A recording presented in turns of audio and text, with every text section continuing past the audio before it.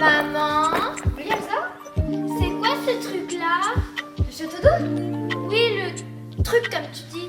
Attends, je vais te mettre en contact avec mes amis scientifiques. Tiens, Elsa. Merci. Coucou Elsa, nous allons t'expliquer comment fonctionne un château d'eau.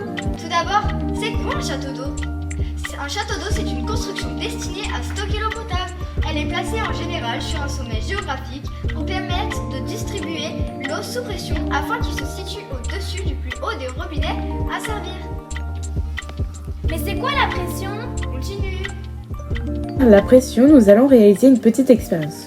Pour cela, il nous faut une bouteille d'eau, de l'eau, une règle et d'une paire de ciseaux. On va commencer à trouer la bouteille aux 3/4.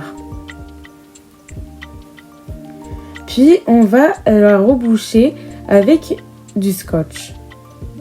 On va la remplir quelques centimètres plus haut du trou. Après qu'elle soit remplie, on va la positionner à la graduation 0. Puis, on va enlever le scotch. Et je peux voir que l'eau arrive à 5 cm environ.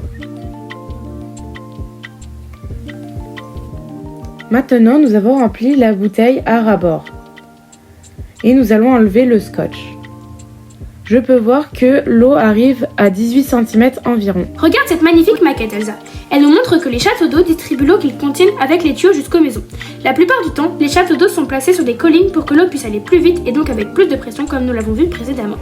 Nous allons nous intéresser à la manière de distribution d'eau à partir d'un château d'eau. Je vais mettre de l'eau dans le réservoir.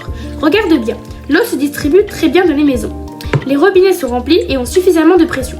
Et comme tu as pu le remarquer, nous n'avons pas eu besoin d'électricité pour distribuer l'eau, sauf bien évidemment pour la verser dans le réservoir. Ici, je n'ai pas utilisé d'électricité, j'ai simplement versé l'eau dans le réservoir représenté avec une bouteille. Tu vois le petit tuyau noir?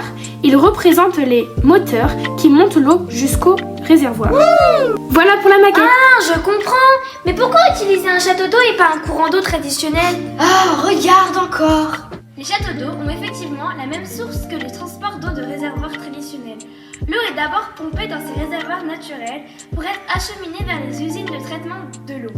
Après, elle est stockée soit dans un réservoir d'eau, soit dans un château d'eau. Entre les réservoirs d'eau et les châteaux d'eau, et que par rapport au château d'eau, le réservoir a effectivement une plus grande capacité de stockage d'eau. Ce qui signifie que les maisons situées à proximité immédiate du réservoir ne posséderaient plus d'une pression suffisante en cas de panne d'électricité. Mais alors pourquoi ne pas utiliser un réservoir tout simple au lieu d'un gros château en forme de champignon? Dans les années 50, ils avaient plutôt une forme d'entonnoir. Dans les années 60, ils prenaient la forme d'un vase. Puis finalement, dans les années 70, les châteaux d'eau revêtaient une forme hyperboloïde. Aujourd'hui, ils sont de retour avec leur forme en champignon, comme tu le dis. Cela favorise la pression. Super tes collègues, j'ai tout compris.